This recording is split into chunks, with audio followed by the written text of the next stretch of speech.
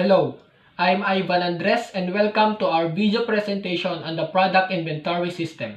In this presentation, we'll walk you through the codes, its graphical user interface, and system functionalities of our system, designed to help you manage your products efficiently. Without further ado, let's dive in.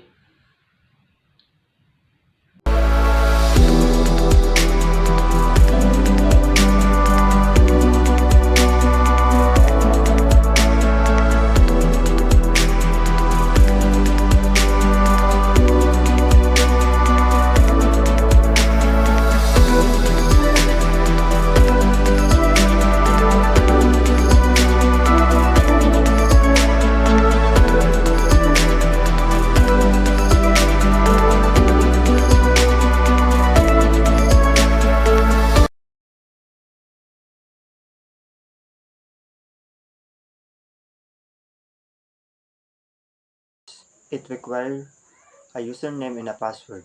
If a user enters incorrect credential, the system provides immediate feedback, just an error message saying invalid username or password. To enhance security, all passwords are encrypted and stored securely in our database. Ensuring user data is protected, the login page is also responsive, meaning it works seamlessly across devices like desktop, tablet, and phones. If you don't have account yet, just click the register button. The registration form collects the necessary details for creating an account, just as the user name, email, and password. After registration, user can immediately log in and access the platform now. Let's just me and Formatel a quick demonstrate and how this page work using PHP, HTML, and SQL database. First, connect the list of users to the database. Then, you need to input your username and password. If it doesn't match the username and your password to the registered username, it shows the error. If it matched to the registered username and password, it automatically open. In this code, you can input your username and password and click login, and you will have the access to the system. The main focus of this code is to handle the form submission from the registration page, specifically for registering an admin by first processing form data. It retrieves the submitted username and password from the registration form. Second is securing the password. The password is hashed using password underscore hash before storing it in the database, ensuring that the actual password is never stored directly. Third is storing data in the database. It saves the username and hash password into the admin table using a prepared SQL statement, which protects against SQL injection attacks. Fourth, providing feedbacks. It gives feedbacks to the user, either a successful alert if the registration is successful or an error message if something goes wrong. And fifth is resource management. It properly closes the database connection and prepared a statement to manage resources effectively. So the main purpose of this code is to create a secure and efficient admin registration system, ensuring sensitive user data is handled safely and providing meaningful feedback to user during the registration process. In the home page, you can see and read the system all about. In the right side, you can see the about and the dashboard. If you click the about, you can see the goals of our system. If you click the dashboard, you can see the categories on the left side. This code represents the HTML structure of a header section for a web page, specifically for a product inventory system. Header section contains the navigation bar and branding. Container ensures the header spans the full width of the page. Navigation bar, brand name links to the links to the home page, and displays the product inventory system name. Toggle button allows collapsing, expanding the navigation menu on the smaller screens. Navigation links. Home.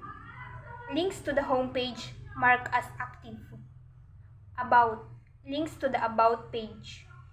The code uses Bootstrap's classes for responding design and styling. The main focus of this image is the product inventory management interface, specifically the section for adding new products and viewing the product list. The key features highlighted: the Add Products form. The top portion of the main section allows user to input products details, name, price, quantity, and date, and add them to the inventory. Product list table. The lower portion display existing products in the inventory, providing details like ID, name, price, quantity, and date.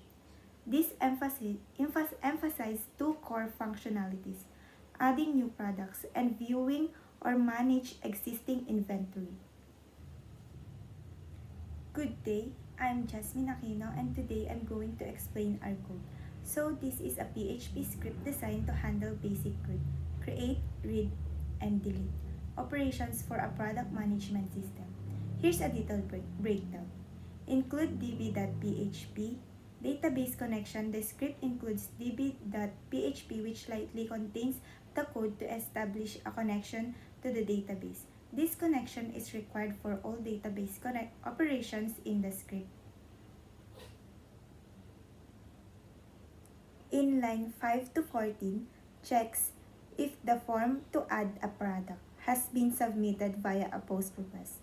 The values for name, price, quantity, and the date are retrieved from the submitted form. An SQL insert query adds the product data into the products table. After adding the products, the script redirects to a dashboard.php using header and stops further scripts execution with an exit. While in lines 16 to 22, checks if a deletion action is requested via a GET request. The ID parameter identifies which product to delete. An SQL delete query removes the product with the specified ID from the products table. After deletion, the user is redirected to dashboard.php and the script execution is stopped. And in the last line, 25 and 26 retrieves all products from the products table using an SQL select query. The result is stored in the $product variable, likely to be used for displaying the products in a web page. Database connections include the PHP file, which presumably contains the database connection details. Product initializations. Initialize the product variables to null. These variables will be used to store product information when it fetches from the database. Deleting product. Check if a delete parameter is present in the GET request. If present, it retrieves the delete ID and executes a delete query to remove the product with that ID. After deletion, it redirects the user to the product PHP page. Fetching product for editing. Check if an ID parameter is present in the GET request. If present, it executes a select query to fetch the product with that ID. The fetch product information is stored in the product variables. If the product is not found, an error message is displayed. Updating a product. Check if the update product parameter is present in the POST request. If present, it retrieves the updated product information from the POST data. It prepares and executes an update query to modify the product with the given ID. After updating, it redirects the user to the product PHP page. If an error occurs during the update, an error message is displayed.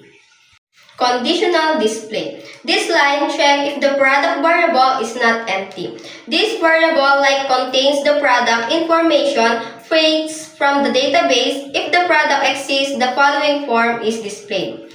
Edit product form. This line creates a form with the post method and send the form data to the product PHP script. Hidden input field. This hidden input field sends the product ID along with the form data. It's used to identify the product to be updated. Text input fields. These input fields allow the user to edit the product name and price. The value attribute is prefilled with the existing product information. This is the product list section where you can view all the products you've added to the inventory. You can search for specific products using the search bar. Additionally, there are action buttons that allow you to either edit or delete a product. When you click the edit button, this interface will appear. Here you can update the name, quantity, or date if you notice any incorrect information about the product you've added.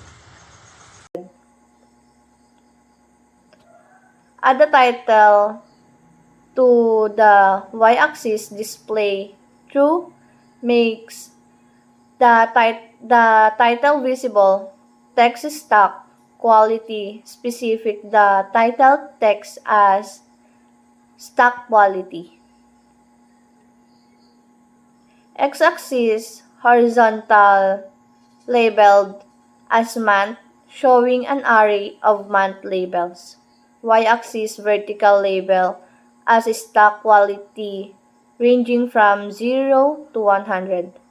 The dataset represents the actual data point plotted on the chart. Stock quantitative over. Hello everyone, I will be showing you this page visualization page, which is stock our goods or product in a line graph. So you can see here we already have two product inputted in the stock visualization, which is meatloaf and hot dog. Well, how does this work? Is you add the product, you click the add the product, and you type what the type of product and the quantity. It only stock the number of products, not the price.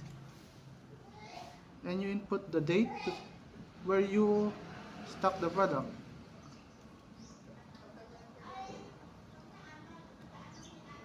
So you can see here, it already stored the product and the visualization page. So you can see here, it already stock a hot dog of 40 quantities in October 40, which